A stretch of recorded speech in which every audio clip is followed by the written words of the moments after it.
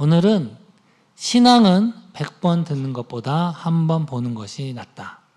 신앙은 100번 듣는 것보다 한 번 보는 것이 낫다 라는 제목으로 하나님 말씀을 증거하도록 하겠습니다.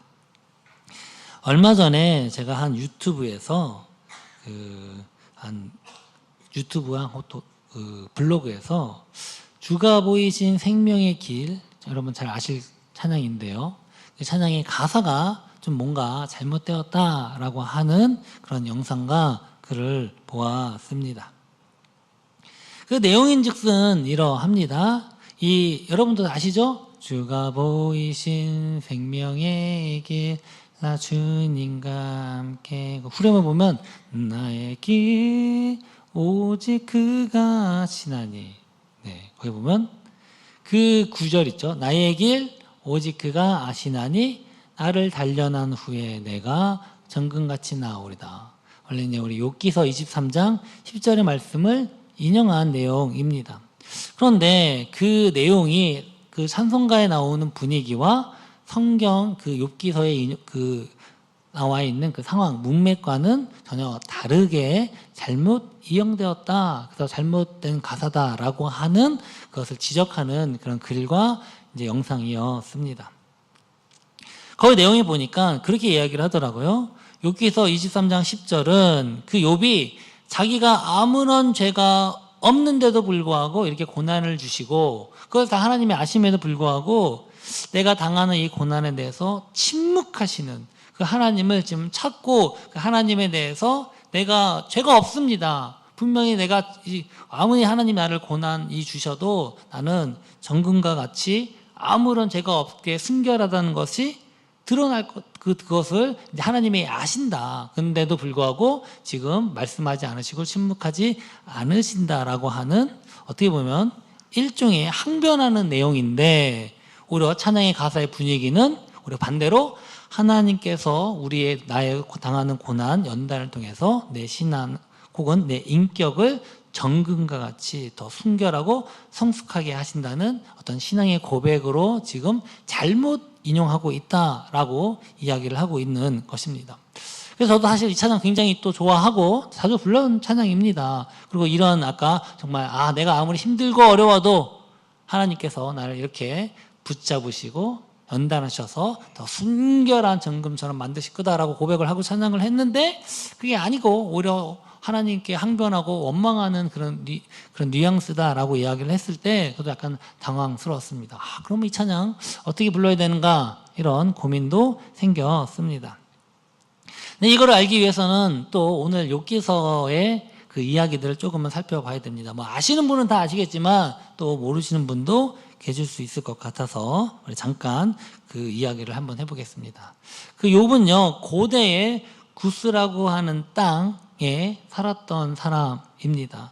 근데 보니까 하나님을 너무나도 잘 섬기고 경외하는 사람이었습니다.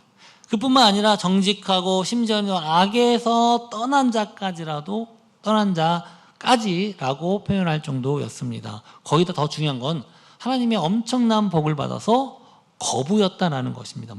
양, 낙타 이런 게 수천 마리, 낙이 몇백 마리. 그래서 그냥 어떤 부유함이나 인격이나 신앙적인 부분에서 진짜 완전한, 성경에 보니까 온전하다 이렇게 표현했는데 그렇게 동방에서 가장 훌륭한 정말로 하나님이 기뻐하시는 사람이었다라고 이야기를 합니다. 그런데 이런 사람 가운데 하늘에서는 이것 때문에 난리가 났습니다. 충격적이게도 지금 이런 욥을 두고 하나님과 이 사탄이 이런 대화가 오가게 되는 것입니다. 하나님께서 그 사탄에게 욥을 보면서 자랑합니다. 야, 이런 사람 없다. 너무나도 욥을 보면 내가 기쁘다라고 이야기를 하셨습니다. 그런데 사탄이 그에게서 이렇게 대답합니다. 아니 하나님 어찌 까닭 없이 하나님을 경외하리까? 무슨 말입니까? 하나님을 섬기고 하나님을 그렇게 경외하는 데는 다 이유가 있다라는 것입니다. 무슨 이유입니까? 여러분은 아무런 까닭 없이 하나님을 섬길 수 있습니까? 지금 사탄은요, 지금 그 얘기를 하는 거예요. 아니에요. 그게 신앙 순수하지 않습니다. 분명히 뭔가가 있으니까, 콩고물이 떨어지니까, 하나님이 복을 주시니까 그렇게 하는 거 아닙니까? 라고 지금 이야기를 하는 것입니다. 즉, 신앙이 아니라 신앙의 동기를 지금 의심을 하고 있습니다. 하나님이 저렇게 부자로 만들어주시고, 먹을 거 주시고, 자녀의 복, 건강의 복 다 주시니까 당연히 하나님을 경외하는 것 아닙니까? 라고 그렇게 이야기를 했던 것입니다. 사랑하는 성도 여러분, 여러분은 정말 아무런 이유 없이 하나님을 사랑하실 수 있겠습니까? 하나님을 경외하실 수 있겠습니까? 대답이 없으시네요. 하나님, 그래? 그럼 좋다. 한번 이 사탄에게 네가 한번 마음대로 해봐라. 다만 그 몸에는 손대지 말아라. 그렇게 이제 한계를 정해 주셨습니다. 그러자 그때부터 이 가장 동방에서 완전하고 남부를 걷는 복받은 그 사람이 상상할 수 없는 괴로움과 고난의 길이 펼쳐지게 됩니다. 처음에 갑자기 어느 한날에 도적떼가 소와 나귀를 끌고 갔다고 종들이 와서 이야기를 합니다. 그뿐만 아니라 갑자기 하늘에서 불이 떨어져서 양떼가 몰살당했습니다. 낙타가 또 누가 와서 찾아갔습니다. 그리고 가장 충격적인 것은 큰 바람이 불어서 그 자녀들 7명의 아들과 3명의 딸이 잔치를 벌이고 있는데 그 집이 무너져서 그 너무나 사랑하는 그 10명의 자녀들이 한날에 죽게 되었다라는 그 소식을 듣게 된 것입니다. 그런데 이 모든 것이 하루에 일어난 일이에요. 예전에 부자가 망해도 3년은 간다고 했는데 그것이 아니라 어떻게요? 하루에 이 모든 일들이 다 일어나게 된 것입니다. 여러분, 이게 말이 됩니까? 제가 지난주에도 말씀드렸는데 고난이 연속되면 이게 말이 되느냐. 실제로 우리의 삶은요, 이런 고난들이 연속이 될 수 있습니다. 그러나 이렇게 한날 한시에 이렇게 되었다라고 하는 건요, 좀 의심을 해볼 만합니다. 어찌되었건 동방에서 가장 부유하고 행복한 그런 사람이 하루 만에 이 세상에서 가장 비참하고 괴롭고 슬픈 사람이 된 것입니다. 그런데 놀라운 건요, 그에 대한 욥의 반응입니다. 여기서 1장 21절 22절에 보니까 이르되 내가 모태에서 알몸으로 나왔사온즉 또한 알몸이 그리로 돌아가올지라. 주신 이도 여호와시오 거두신 이도 여호와시오니 여호와의 이름이 찬송받으실지니이다 하고 이 모든 일에 욥이 범죄하지 아니하고 하나님을 향하여 원망하지 아니하니라. 네, 정말 대단한 사람인 것 같습니다. 정말 그 큰 괴로움과 슬픔과 충격 가운데서도 하나님을 원망하지 않고 범죄하지 않았다라고 말씀을 하고 있습니다. 그런데 안타깝게도 그의 고난이 여기서 끝이 아니었어요. 이 모습을 보고 하나님은 너무나도 기뻐하셨습니다만 사단은 더 열받은 거예요. 그리고 나서 하나님께 이렇게 얘기합니다. 하나님, 아니요, 저 아직 몸이 건강해서 저런 거예요. 저 몸도 치십시오. 그러면 분명히 하나님을 저주하고 범죄할 것입니다 라고 얘기했어요. 그랬더니 하나님께서 그래? 그러면 그래, 한번 네 마음대로 해봐라. 다만 그의 생명은 분대지 말아라. 이렇게 말씀을 하셨습니다.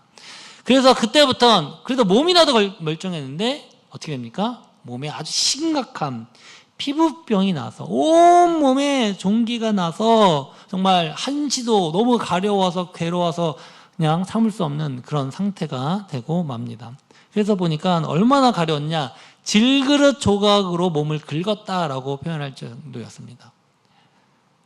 근데 그 모습을 바로 제가 AI를 시킨 건데 저는 그 아내의 얼굴에 대한 표정 얘기를 안 했는데 잘 기가 막히게 표정을 지었더라고요. 그 화려했던 부자, 돈 많은 그 남편에서 지금 완전히 알거지가 된 것뿐만 아니라 어떻게 됐습니까? 이제 온몸까지 직접 긁고 있으니 어떻게 됩니까? 그 모습을 보면서 화가 나서 아내가 사실 되게 위로를 해줘야 될 텐데 화가 나서 참지 못한 그 아내가 이렇게 얘기를 합니다. 9절에 보니까 그의 아내가 그에게 이르되 당신이 그래도 자기의 온전함을 굳게 지키느냐? 하나님을 욕하고 죽으라. 그러니까 저는 진짜 미워서 했다고는 생각하지 않습니다. 네, 그러나 너무 속이 상하니까 이렇게 하지 않았을까라고 생각이 들어집니다. 그래도 아내인데. 그래도 놀라운 건요, 지금 욥은요, 그 아내를 오히려 화를 내고 책망하진 않아요. 그대의 말이 어리석은 여자의 말 같도다. 우리가 하나님께 복을 받았은즉 화도 받지 아니하겠느냐 하고 이 모든 일에 욥이 입술로 범죄하지 아니하니라 이렇게 고백합니다. 굉장히 중요한 건요, 입술로 범죄하지 아니하였다라는 것입니다. 자, 그렇다면 그 마음은 어땠을까요? 마음. 그래도 분명한 건요, 욥이 하나님을 경외하고 하나님을 섬긴 것은 분명한 건 하나님 주신 복 때문은 아니라는 것입니다. 재물의 복, 더 나아가 이 자녀의 복, 더 그리고 건강의 복 때문은 아니라는 것은 분명한 것입니다. 즉, 이 사단이 처음에 얘기했던 까닭 없이 하나님을 경외하겠습니까? 라고 했을 때 그 질문에 대해서는 분명히 그렇지, 욥은 나는 까닭 없이 분명히 하나님을 경외했다라는 것을 지금 보여주고 있는 것입니다. 다시 한번 질문해 볼까요? 여러분은 정말 까닭 없이 하나님을 사랑할 수 있습니까? 여러분은 까닭 없이 하나님께 헌신하고 우리가 헌금을 드리고 할 수 있습니까? 대답이 없으시네요. 여러분 까닭이 있으십니까? 친구들이 이 욥이 당한 어처구니 없는 황당한 이 욥이 당한 고난의 소식을 듣고 병문을 하러 위로차 찾아옵니다. 근데 그 모습은 너무나도 처참했어요. 그래서 7일 동안은 아무 말도 하지 않고 옆에서 가만히 있었다라고 성경은 이야기를 하고 있습니다. 그런데 그렇게 위로하러 왔던 그 친구들이 어느 순간인가 욥과 말다툼을 하게 됩니다. 그리고 서로 싸워요. 논쟁을 합니다. 그 이야기가 이 욥기 3장부터 37장, 이 욥기서는 42장이 마지막 장인데 굉장히 양이 깁니다. 그런데 지금 고난당한 이야기는 1장과 2장에서 끝나고 나머지 3장부터 37장까지의 이야기는 욥과 이 욥의 친구들 간의 언쟁하는 이야기가 바로 대부분이 기록되어 있습니다. 근데 왜 이것이 둘이 그 친구들과 싸우게 됐느냐? 사실 위로하러 왔잖아요. 그러면 다 이렇게 다 해줘야 되는데 욥이 이렇게 얘기하는 겁니다. 아까 입술로는 하나님을 원망하지 않았지만 그래도 불구하고 그 마음에 뭔가 있겠죠. 직접 표현은 못합니다. 그러면서 하나님을 원망하지는 않지만 자신의 삶을 원망하고 더 나아가서 내가 탄생한 내 생일을 원망합니다. 차라리 내가 태어나지 아니했더라면 이런 일이 벌어지지 않았을 텐데, 그러면서 자신의 삶을 원망하면서 저주를 하는 것입니다. 그러니까 옆에서 그 이야기를 듣던 친구들이 이제는 조금씩 거기에 대해서 하나씩 대꾸를 하기 시작하는 것입니다. 친구들이 그 얘기 하도 이제 자기 신세 타령을 하면서 한탄을 하니까 친구들이 야, 너가 지금 그래도 이렇게 말도 안 되는 고난을 당했는데 너 솔직하게 말해봐라. 너 죄진 거 있지 않냐? 분명히 뭔가가 있으니까 그렇게 한 거 아니냐. 그러니까 빨리 너 회개하고 돌이키면 하나님 다시 회복시켜주지 어떻게 하냐. 그러니까 빨리 회개해라. 이렇게 얘기하는 것입니다. 근데 종종 보면 또 그런 분들이 있어요. 어떻게 큰 어려움 당했을 때 친구나 친척이나 교회에서 신방 갔는데 너무너무 괴로운데 다 하나님의 뜻이 있겠지, 괜찮아. 그런 얘기 안 하시는 게 좋아요. 이게 아플 때는요, 아무 얘기도 안 들립니다. 내가 아픈 게 하나님의 뜻이라고? 이러면 기분 나빠질 때가 또, 의미는 이해를 하지만, 아플 때가 있거든요. 그러니까 그냥 그럴 때는, 그냥 같이 그냥 기도해주고 이러면 좋은데, 뭔가 이렇게 또, 나름 이야기 한다고. 근데 그 이야기를 들은 욥이 이제 화가 나는 겁니다. 아니, 나는 진짜 죄 지은 거 없다. 나는 결백하다. 억울하다. 그러니까 야, 그게 말이 되냐? 인간이 어떻게 죄를 짓지 없는 게 죄를 안 지을 수 있느냐? 너 사실대로 얘기해라. 교만하다 이러면서 욥과 그 친구들의 언쟁, 싸우는 내용이 이 욥기 전반 대부분을 차지하고 있습니다. 그래서 사실 욥기서를 보는 게 그 내용은요 결코 쉽지가 않습니다. 굉장히 철학적인 얘기, 뭐 온갖 이 고난과 이 모든 것에 대해서 논쟁하는 이야기들이 많이 나오기 때문에 쉽지 않습니다. 근데 나중에 하도 싸우다 보면 욥이 이렇게까지 얘기해요. 야, 너희가 나를 위로한답시고 와갖고 내 마음을 뒤집어 놓고 뭐하러 왔냐, 막 이렇게까지 항변하는 그런 말도 나오고 있습니다. 분명히 욥은 하나님을 원망하지는 않았어요, 입술로. 그러나 그의 마음 가운데 여전히 이 의문이 있는 겁니다. 아니, 내가 그렇게 하나님을 잘 섬기고 하나님을 예배하고 죄 지은 게 없는데 어떻게 이런 고난과 어려움을 주십니까? 그러면서도 왜 하나님은 아무 말도 하지 않고 침묵하고 하나님이 없는 것처럼 보입니까? 그런 마음들이 계속 그 마음 가운데 있는 것입니다. 그래서 그것을 하나님께 이제 따지는 내용, 원망은 아니에요. 근데 하나님께 묻는 내용이 욥기서 23장에 나오는 내용입니다. 그래서 욥은 하나님, 좀 하나님의 생각을 듣고 싶습니다. 도대체 내가 뭘 잘못했길래 이런 어려운 가운데 있습니까? 혹시 어떤 재판장이 있다면 그 하나님이 한번 나와서 좀 설명을 좀 해주십시오. 이렇게 그 마음이 있는 것입니다. 그래서 욥기서 23장 3절과 4절에 보니까 내가 어찌하면 하나님을 발견하고 그의 처소에 나아가랴. 어찌하면 그 앞에서 내가 호소하며 변론한 말을 내 입에 채우고. 무슨 말이냐? 하나님이 좀 계신다면, 내가 지금 내 앞에 나타난다면, 내가 하나님이 있는 곳에 내가 갈 수 있다면, 하나님이 보인다면, 그가 간다면 좀 내가 하나님께 좀 말 좀 하고 싶다는 겁니다. 나 아무것도 잘못한 게 없는데 도대체 왜 이렇게 나한테 이렇게 하시느냐 물어보고 싶다. 변론한 말을 좀 변론을 하고 싶다. 이렇게 이야기를 하고 있는 것입니다. 근데 문제는요, 욥이 볼 땐 이렇게 어렵고 고난 가운데 있는데 하나님을 아무리 찾아도 지금 안 계신다. 숨어버린 것 같다. 이렇게 이야기를 합니다. 욥기서 23장 8절에서 9절에 보면 그런데 내가 앞으로 가도 그가 아니 계시고 뒤로 가도 보이지 아니하며 그가 왼쪽에서 일하시나 내가 만날 수가 없고 그가 오른쪽으로 돌이키시나 배울 수가 없구나 라고 하면서 하나님의 부재, 어디 봐도 하나님의 안 계심을 지금 이렇게 한탄을 하고 있는 것입니다. 그러면서 우리가 처음에 제가 얘기했던 욥기서 23장 10절 그 찬양 가사의 내용, 그것이 나오게 됩니다. 우리 23장 10절 다시 한번 읽어볼까요?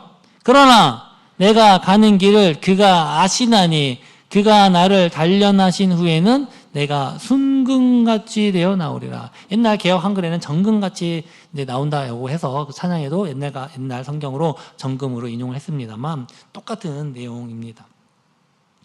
그런데 이 본문에 대해서 이것을 이제 해석을 좀 더 그 뉘앙스를 해석하는데 약간의 두 가지 해석이 있습니다. 그럼 뭐냐면 아까 그러나라고 하는 그 접속사에 대한 의미입니다. 원래 이 그러나 이거 히브리어로 키라고 하는 그 단어를 쓰고 있습니다. 근데 이게 공교롭게도 상황에 따라서 여러 가지 뜻으로 그러니까 해석이 될 수 있다라는 것입니다. 뭐 대표적인 거는 이제 그러나는 뭡니까? 역접. 앞의 내용과 뒤의 내용이 반대될 때 쓰는 표현이 그러나이죠.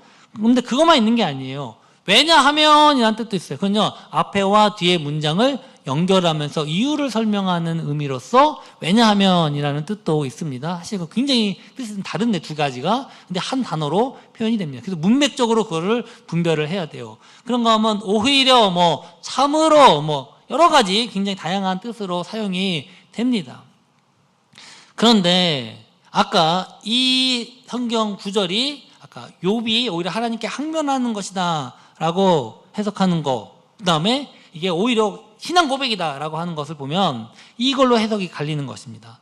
만약에 그러나로 해석할 경우에 어떻게 됩니까? 이제 NICOT라고 하는 굉장히 유명한 주석이에요. 제가 자주 애용하는 주석인데 거기에 보면요, 거기는 이렇게 설명을 하고 있는 겁니다. 바로 반대 뉘앙스가 나온다. 즉 하나님은 안 보이시지만 그러나, 이게 중요해요. 그러나 하나님은 지금 내가 가는 길을 아신다는 겁니다. 그렇기 때문에 그 길 인도하신다는 거예요. 그래서 이 연단을 지나면 분명히 나를 정금과 같이 순결하게 하실 것이다 라고 하는 하나님에 대한 어떤 신뢰의 고백으로 읽는 바로 그 해석을 이 NICOT라고 하는 주석은 그렇게 주석을 하고 있습니다. 그래서 아까 불렀던 그 찬양도 이와 같은 맥락에서 우리도 이 찬양을 부르면서 그와 같은 맥락에서 이렇게 받아들이고 있는 것입니다. 그런데 다른 영어 성경을 다 찾아봐서 대부분의 이 영어 성경이 무엇으로 번역하느냐? 그러나로 그 키라고 하는 접속사를 번역을 하고 있습니다. 그리고 또 원래 문법으로 따지면 9절에 보면 배울 수 없구나 라고 이렇게 부정으로 끝나는데 부정 뒤에 나오는 경우는 대부분 역접으로 번역되는 것이 일반적인 그 히브리어 문법상 그게 맞다고 합니다. 그래서 이제 그러나로 번역되는 것이 굉장히 일반적인 케이스인 것입니다. 그런데 그게 아니다라고 이제 주장하는 그런 해석이 있는 겁니다. 이제 WBC 굉장히 유명한 주석이에요, 이것도. WBC에 보면은 거기는 이렇게 번역을 하고 있어요. 히브리어 접속사 키가 그러나가 아니라 왜냐하면 바로 이유를 설명하는 접속사로 번역을 하는 것입니다. 그렇게 되면 이 문장이 어떻게 바뀌게 되느냐? 물론 이것만 갖고 얘기하는 건 아니에요. 문법적인 다른 부분 따지겠지만 이게 가장 핵심이기 때문에 말씀드리는 건데, 그럼 10절에 어떻게 바뀌느냐? 하나님을 안 보이는 것, 바로 지금 내가 지금 가고 있는 그 길, 그 길은 뭡니까? 지금 나는 죄 없는 무죄한 길이라는 거예요. 그 길을 다 하나님이 아신다는 겁니다. 결국은 내가 흠이 없고 이런 고난이 있어도 불순물이 없고 깨끗하게 내가 정금과 같이 죄가 없는 순결함을 다 하나님이 아시기 때문에 지금 하나님이 숨고 계신다는 거예요. 나를 피하고 있다는 거예요. 나에게 이유 없이 고난 줘놓고선 내가 하나님을 이것을 항변하려고 찾으려고 해도 지금 숨고 계신다 라고 하면서 지금 왜 하나님이 어디 계시는지에 대한 한탄하는 그런 뜻이다라고 지금 이것을 번역하고 있는 것입니까? 뉘앙스가 다른 거예요. 이 문장 자체는 맞지만, 자, 여러분은 어느 게 맞다고 생각이 드십니까? 사실 이건요, 굉장히 이 신학계에서도 굉장히 팽팽하게 논의가 되고 있는 부분입니다. 근데 중요한 건요, 분명히 이건 뉘앙스예요, 뉘앙스. 문장 자체의 뜻은 바뀌지 않아요. 그러나 그 뉘앙스가 하나님을 원망하는 뉘앙스로 이 얘기를 했느냐, 아니면 정말 하나님을 신뢰하는 고백적인 뉘앙스로 얘기했느냐, 그 디테일한 뉘앙스가 차이가 나는 것입니다. 이 성경에 이 맥락에서 이야기하는 그 원뜻과 다르면 그 구절의 자체가 갖는 의미가 좋을지라도 그렇게 인용하면 안 된다라고 아까 처음에 이야기했던 그 영상이나 글에서는 그렇게 그것을 지적을 하고 있는 것입니다. 사실 저도요, 이 원래 맥락과 상관없이 앞뒤 구절 다 떼내서 그것만 이야기하는 것은 굉장히 위험할 수 있다라고 봅니다. 가장 많이 그렇게 하는 사람들이 이단이 그래요. 이거 그런 내용이 아닌데도 앞뒤 잘록만 다 잘라가지고 이상한 내용으로 붙이는 경우가 많긴 하거든요. 그렇기 때문에 우리가 그런 해석은 분명히 조심을 해야 됩니다. 그러나 분명히 지금 이 욥기서 23장 10절에는요, 이게 분명히 문법적으로, 주석적으로, 신학적으로도 이 두 가지의 뉘앙스의 차이가 분명히 가능한 것입니다.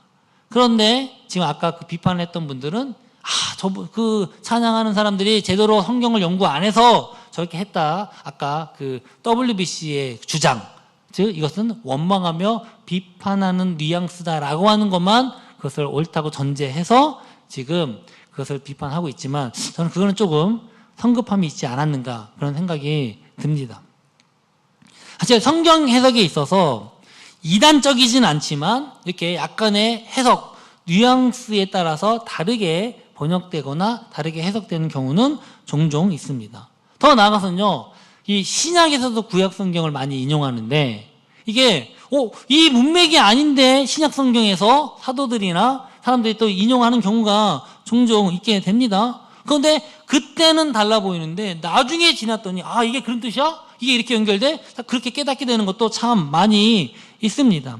예를 들면 마태복음 2장에 보면 예수님께서 베들레헴에 탄생을 하셨을 때 동방박사가 찾아오죠.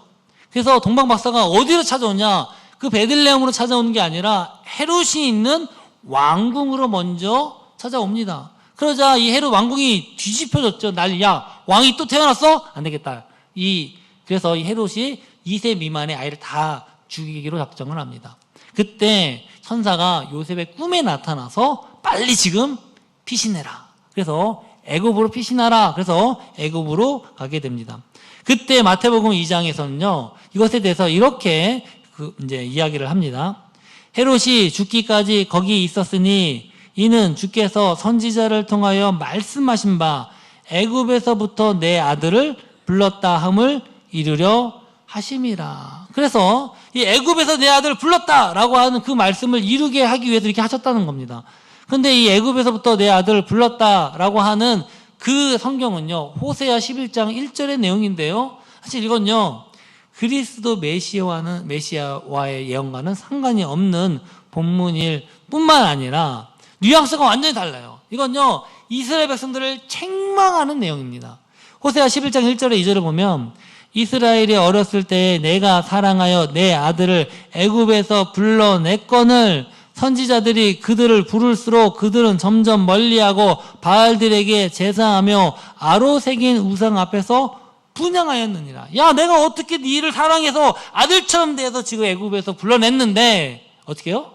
오히려 하나님을 섬기지 않고 더 오히려 바알과 아세라를 바알을 우상을 섬기면서 어떻게 멀리할 수 있느냐, 이렇게 책망하는 내용이다라는 것입니다.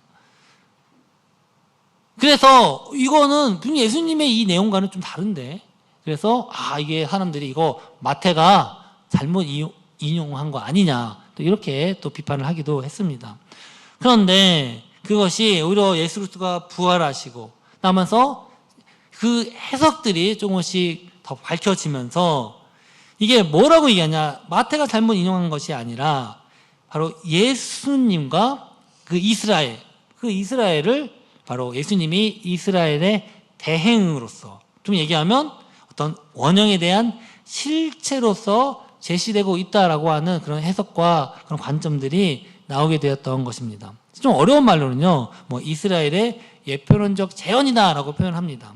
즉 무슨 말이냐면 그 이스라엘을 이미 그 예수님의 모습과 그것을 맞추고 있다는 겁니다. 예를 들면 예수님이 광야에서 40일 금식하시고 사탄의 시험 받으셨죠? 바로 그것이 바로 이 이스라엘이 40년간 40이라고 하는 숫자를 맞춰서 바로 광야에서 연단받은 그 사건을 의미한다. 혹은 또 예수님께서 12명의 제자를 삼으신 것은 의도적으로 이스라엘의 12지파를 상징하는데 그것을 일부러 맞추시고 그것을 일부러 예수 그리스도와 예수님, 그 이스라엘에 대한 어떤 예표적인 재현으로서 이렇게 한 것이다라고 하는 해석들. 결국은 그리스도 부활의 이후의 예언의 성취로서 보는 것이 맞다라고 그렇게 여겨지고 있는 것입니다. 어찌됐건 다시 본문으로 돌아가면요, 욥기서 23장 10절의 고백은 하나님께서 자신을 정과 같이 연단하실 것이라고 하는 그 신뢰 고백이 아니라면, 즉 자신의 무고함과 자신의 어떤 그러한 자신의 어떤 죄 없음을 하나님께 항의하는, 어떻게 보면 욥이 자기의 의를 내세우는 거 아닙니까? 그런 부정적인 모습이라 할지라도 이 욥기 23장 10절의 말씀을 바로 신앙의 고백으로, 하나님께서 나를 반드시 이끄신다는 그런 신앙으로 고백하는 것으로 사용하는 것에 문제가 있느냐 없느냐? 아니요, 전혀 문제가 없다라는 것입니다. 왜냐하면요, 이 욥기서의 핵심 주제가 바로 그거예요. 사실 저는요, 개인적으로 이 욥기서 23장 10절 이 내용이 욥기 전체의 핵심, 그것을 함축하는 절이라고까지 생각을 합니다. 재밌는 건요, 이 모든 이 욥기서에 나오는 논쟁들을요, 하나님이 다 들으셔요. 침묵하지 않으셨어요. 일시적으로만 침묵하셨을 뿐이야. 다 들으시고 38장에 보면 갑자기 하나님께서 등장을 하십니다. 욥기 38장 1절에 보니까 그때 여호와께서 폭풍우 가운데서 욥에게 말씀하여 이르시되, 여태까지 그렇게 침묵하시더니 갑자기 말씀을 하시는 것입니다. 직접 말씀하세요. 근데 웃긴 건 욥이 하나님에 대해서 도대체 하나님, 내가 왜 고난받습니까? 도대체 내 자녀들이 왜 죽습니까? 도대체 내가 무슨 죄를 지었습니까? 계속 그렇게 하나님께 묻고 싶고 그렇게 하나님께 듣고 싶다라고 했는데 그것에 대한 대답은 하지 않으세요. 그러면서 오히려 욥에게 물으십니다. 무지한 말로 생각을 어둡게 하는 자가 누구냐? 이게 누굽니까? 지금 욥에 대해서 이야기를 하고 있는 것입니다. 그러면서 막 욥에게 질문을 쏟아내요. 야, 내가 온 우주를 만들 때, 이 세상 만들 때, 네 어디 있었어? 이 우주, 지금 해달별이 움직이고, 저 하늘에 온 우주가 움직여서 이렇게 잘 되고 있는데, 그때 너는 지금 뭐 하고 있니? 하늘의 새, 바다의 물고기, 땅의 짐승들, 이것들이 오늘도 먹고 살고 존재하고 있는데 그거 어떻게 되는지 너는 알아? 이러면서 욥이 대답할 수 없는, 알지도 못하는 질문들을 막 하나님이 욥에게 쏟아내시더라는 겁니다.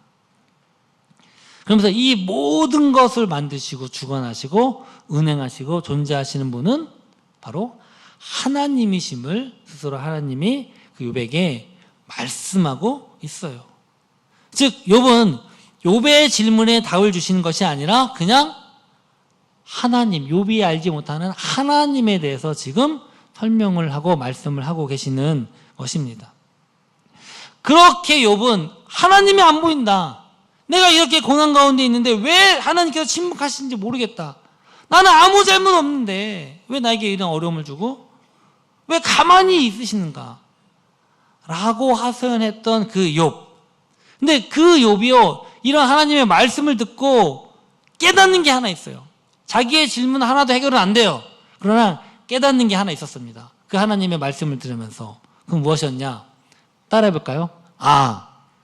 나는 아무것도 아니구나.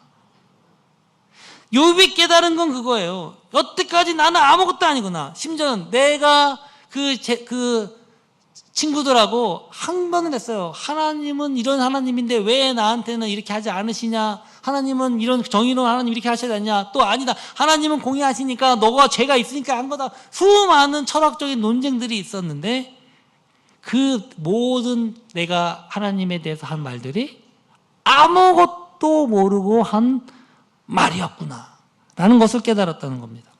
욥기서 42장 1절에 보니까 이렇게 말씀합니다. 욥이 여호와께 대답하여 이르되 주께서는 못하실 일이 없사오며 무슨 계획이든지 못 이루실 것이 없는 줄 아오니 무지한 말로 이치를 가리는 자가 누구니까? 본인이잖아요. 나는 깨닫지도 못한 일을 말하였고 스스로 알 수도 없고 헤아리기도 어려운 일을 말하였나이다. 나는 무지합니다. 라면서 그렇게 온갖, 하나님은 이런 분이신데 왜 나를 이렇게 내버려 둡니까? 라고 항변하고 그 친구들과 얘기했지만 그 모든 것을 본인이 알고서 얘기했다는 겁니까? 아무것도 모르고 얘기했다라는 것입니다.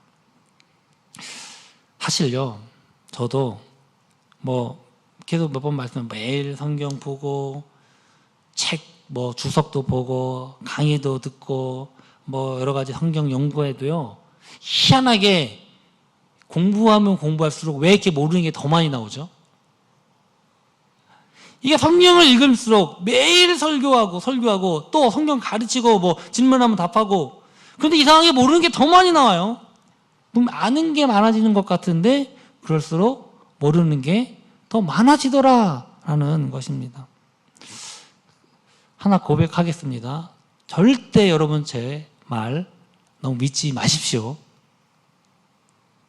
제가 말하는 거 다 여러분들에게 박 목사 좀 똑똑한 거 아는 사람인가? 그 착각입니다.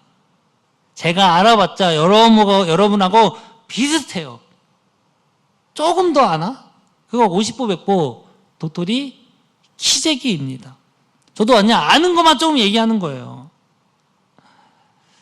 어떻게 우리가 이 하나님 말씀 잘 이해할 수 있겠습니까? 정말 제가 요즘 희한해요. 이 정도 설교했으면 좀 이제 설교에 대해서 능숙한 전문가가 돼가지고 쑥쑥 설교적 나올 것 같은데 아니요. 희한하게 시간이 지나면 지날수록 설교하는 게 더 어려워요. 제가 오늘도 이거 설교하고 지난주에도 말씀드렸지만 이번 주에도 5시 넘어서 잤습니다. 희한해요. 분명한 건요, 성령께서 우리께 깨닫게 하시는 그 부분만 알 수가 있습니다. 이 욥은 그 친구들과 수많은 말과 논리, 지혜, 지식으로 자신의 무죄함을 주장하고 하나님은 이런 분이신데 왜 하나님이 나에게 이렇게 하느냐 라고 그 모든 논쟁과 이야기를 했지만 그건요 다 하나님 앞에서 부질없는 거예요. 의미가 없는 겁니다. 왜요? 자기가 말한 모든 다 그 하나님은요 진짜 그 하나님을 다 표현할 수 없기 때문에 그렇다라는 것입니다. 그러면서 욥이 뭐라고 말씀하느냐, 이제 다시 한번 내가 하나님께 묻고 들을 테니 깨닫게 해달라고 간구합니다. 내가 말하겠사오니 주는 들으시고 내가 주께 묻겠사오니 주여 내게 알게 하옵소서. 그러면서 굉장히 중요한 고백을 합니다. 욥기서 42장 5절입니다. 내가 함께 읽어보겠습니다. 내가 주께 대하여 귀로 듣기만 하였사오나 이제는 눈으로 주를 배움나이다. 아멘. 정말 욥은요 수많은 이야기, 철학적인 논리적인 이야기로 얘기했지만 그 다 의미 없다는 거예요. 우리가 아무리 신학적으로 논리적으로 철학적으로, 제가 수요일 날에는 그 이제 좀 조직 신학을 가르칩니다. 거기 보면 온갖 철학적인 얘기가 나와요. 하나님은 어떤 분이신가 막 얘기하지만 아무리 그거 논한다고 할지라도 진짜 하나님에는 발밑에 때만큼도 표현할 수 없습니다. 무한하신 우주를 창조하시고 그 하나님의 그 권능, 그 앞에 서면요 여러분 작은 원자, 양성자, 이 미시세계 얼마나 놀랐습니까? 여러분 안 놀랍죠? 저는 항상 이 공대 출신이니까 굉장히 놀랐거든요. 그것부터 해서 전 우주 만물 몇백억 년이 되는 큰 우주까지 다 관장하시는 그 하나님, 통치하시고 운행하시는 그 붙드시는 하나님의 섭리를 조금이라도 알려고 한다면 정말 더 나가서 우리를 창세전에 택하시고 구원하시기 위해서 예수 그리스도를 이 땅 가운데 보내신 그 은혜, 고난당하시고 십자가에 죽으시고 부활하신 그 은혜와 그 사랑을요 우리가 경험하게 되면요 수많은 책, 철학책 100권을 보고도 그건 의미 없습니다. 바로 그 하나님의 사랑을 아는 순간에 더 분명히 알게 될 수 있다라는 것입니다. 지금까지 욥은요 자기가 들은 하나님, 자기가 나름대로 지식적으로 알고 있는 하나님에 대해서 얘기했지만 단 한 번도 진짜 그 하나님의 무한하심, 그 하나님의 위대하심에 대해서는 그가 한 번도 깨닫지 못하고 경험해보지 못했다라는 것입니다. 그런데 이 고난을 통해서 하나님의 말씀하시는 그 음성을 들으면서 하나님을 경험한 것입니다. 그러면서 그의 신앙이 어떻게까지는 듣기만 했지만 이제 내가 하나님을 본다라고 고백을 하는 것입니다. 그러면서 욥은 다음과 같이 고백합니다. 우리 6절입니다.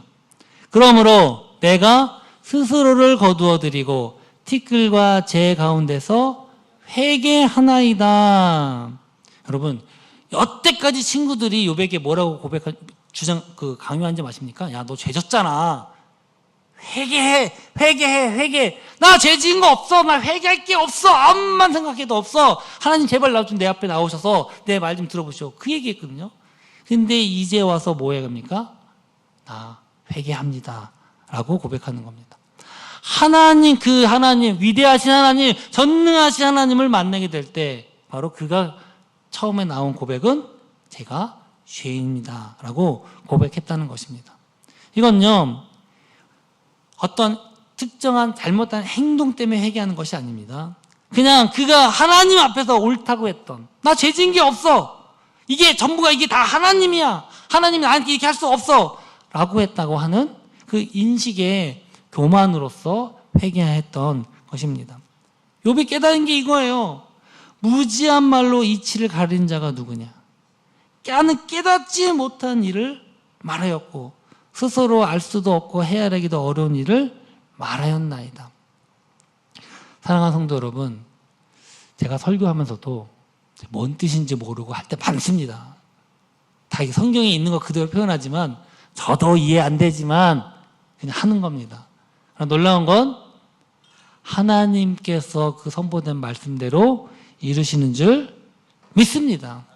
우리는요, 우리의 생각대로 왜 하나님 이렇게 돼 있는데 왜 안 하십니까? 이게 이렇게 성경에 써 있는데 이렇게 해야 되는 거 아닙니까? 그러나 그건 극히 일부에 지나지 않습니다. 자꾸 우리는 우리가 알고 있는 짧은 지식으로 하나님을 제한하려고 하고 판단하려고 합니다. 그러나 진짜 하나님을 만나는 순간에 그것들은 다 완전히 무너지고 박살나고, 우리가 그것이 얼마나 의미 없고 내가 여태까지 짓거렸던 말이 얼마나 하나님 앞에서 의미 없는지를 깨닫게 된다는 것입니다. 지금 욥이 깨달은 건 단 하나예요. 욥의 이 욥기서를 한 마리로 함축해 볼까요? 욥의 핵심은, 이 욥기서의 핵심은요, 왜 우리에게 이해할 수 없는 고난이 닥쳐오는가? 그것에 대한 의문을 제기하는 게 욥의 모습입니다. 하나님의 대답은 뭔지 아십니까? 묻지 마. 묻지 마. 말해줘도 몰라. 그 뜻이에요. 사랑하는 성도 여러분, 사실은 원래 이 설교도 원래 지난주 설교 한 편이었어요.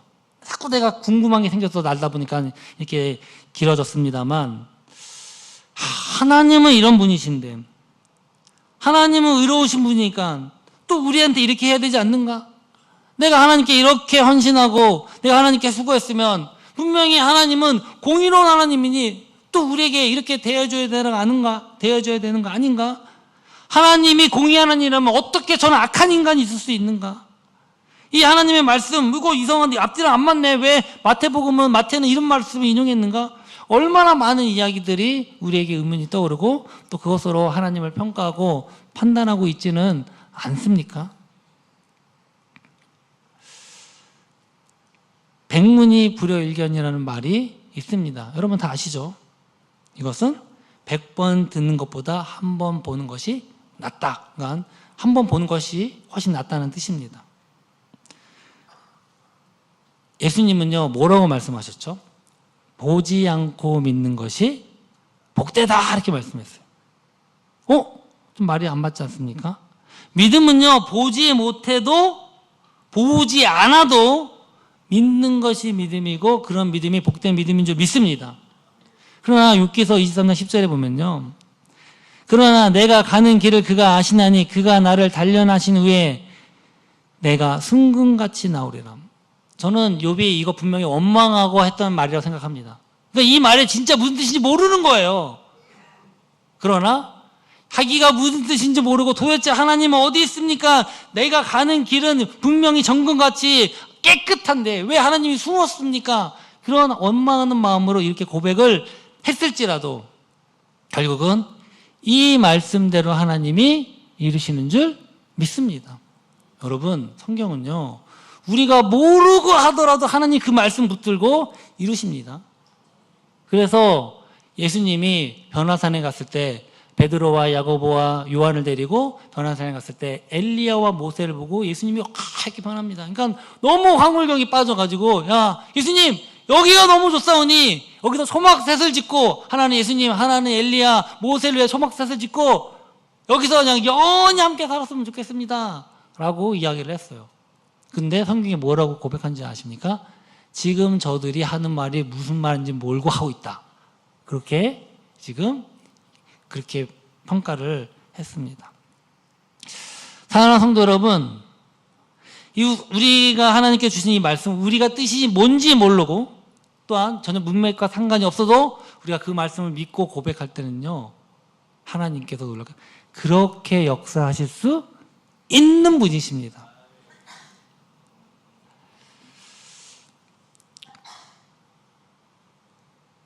여러분, 사랑은 사랑한다고 100번 말하는 것보단 단 한 번의 포옹으로, 한 번의 보여줌으로 진짜 사랑을 깨닫게 되는 줄 믿습니다.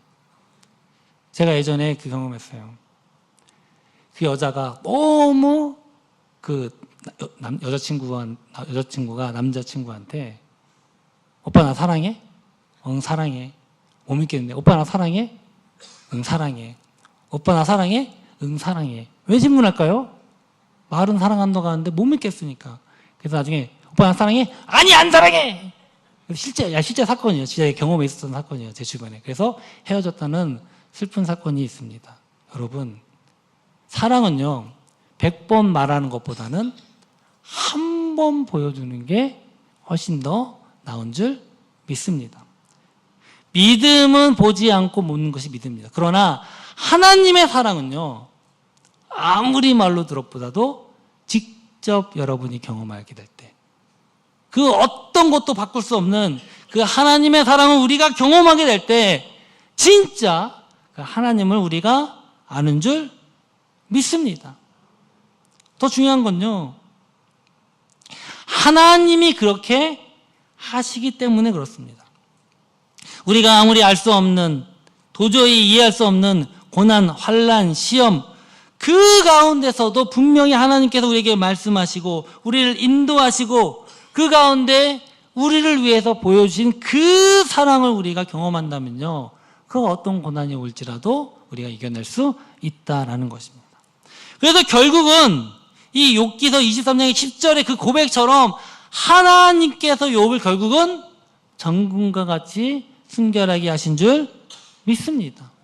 사랑하는 성도 여러분, 정말 오늘도 우리가 주 앞에 나아갈 때 우리가 알지 못하고도 기도하는 거 여러분 많이 있습니다. 무슨 뜻인지 몰라도 말씀이 있으니까 기도하고, 괜찮습니다. 마음껏 부르짖으십시오. 이거 뜻 고민하면서 나의 길 오직 그가 하시나니, 이거 이런 뜻 아닌데, 참 고민할 필요 없어요. 마음껏 부르면 됩니다. 그 찬양의 고백, 그것을 들으시고 하나님이 응답하시는 줄 믿습니다. 사랑하는 성도 여러분, 정말 이 은혜와 복이 저와 여러분과 함께 하길 주의 이름으로 축원합니다. 우리 함께 일어나셔서 우리 주가 보이신 생명의 길 찬양하면서 결단하겠습니다.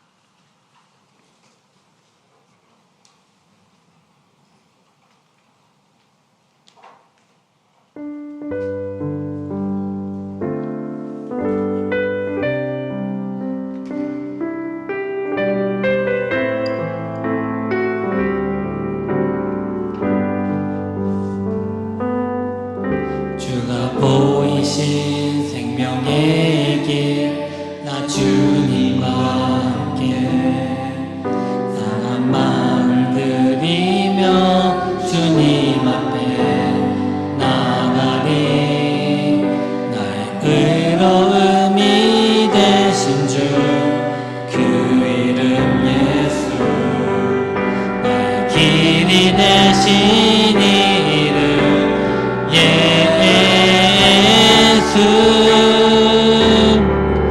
나의 길 오직 그가 아시나니. 나를 단련하신 후에 내가 정금같이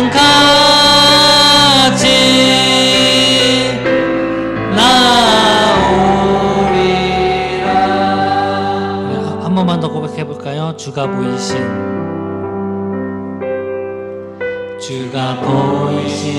생명의 길, 나 주님과 함께 상한 마음을 들이며 주님 앞에 나가리. 나의 의로움이 되신 주, 그 이름 예수. 나의 길이 되신 이름 예수. 나의 길 오직 그가 아시나니. 나를 단련하신 후에 내가 정금같이 나오리. 다시 한번 선포합니다. 나의 길 오직 그가 아시나니. 나를 단련하신 후에 내가 정금같이 나오리라. 내가 정금같이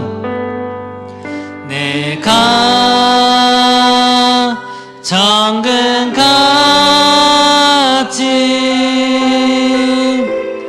나오리라.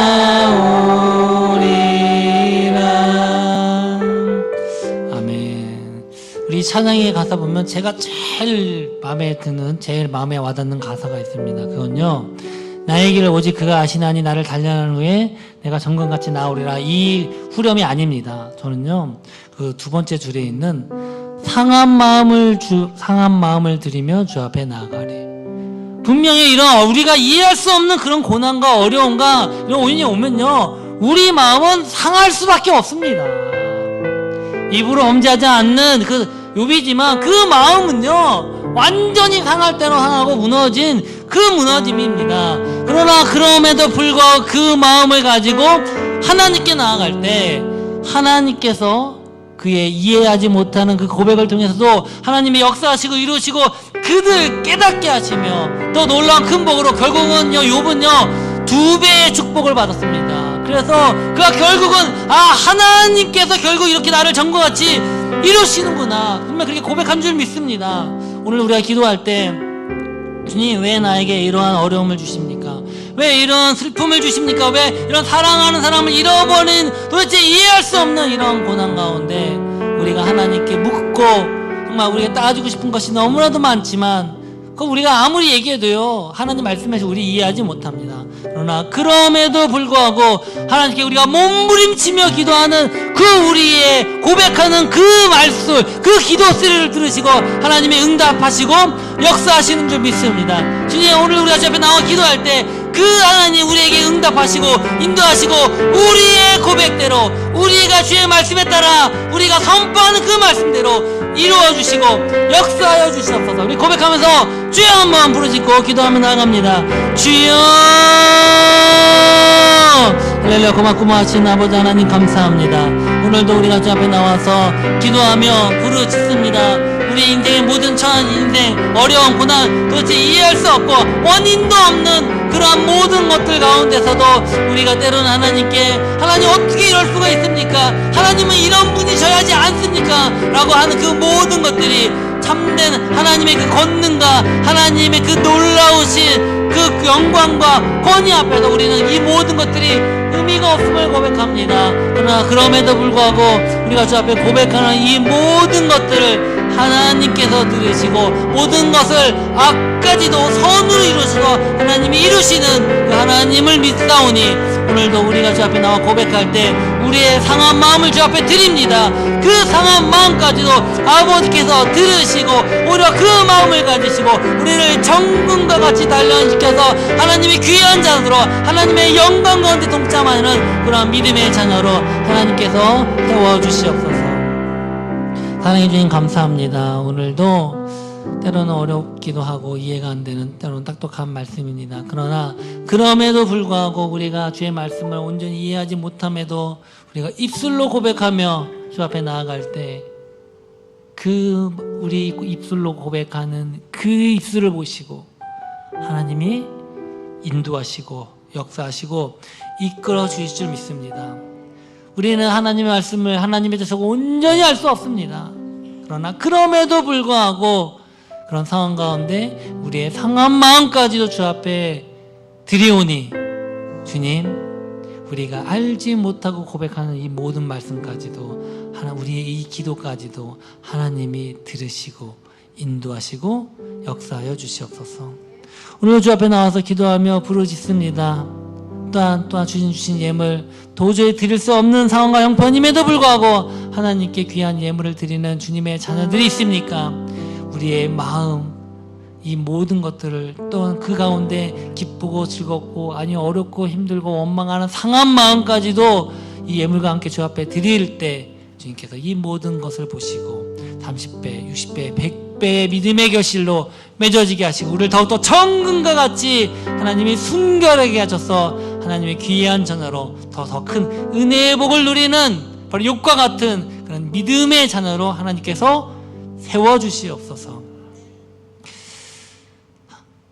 지금은 우리 주 예수 그리스도의 은혜와 하나님의 사랑과 성령의 교통하심이 바로 욥이 그 의미를 알지 못하면서도 고백했던 그 믿음의 고백을 하나님께서 이루셨던 것처럼 우리도 이 상한 마음을 주께 드리며 주 앞에 고백합니다 라고 결단하며 나아가는 이곳에 예배하는 모든 성도들과 영성으로 참여하는 모든 이들 가운데 이 민족, 이 나라 가운데 지금부터 영원히 함께 있을지어다. 아멘.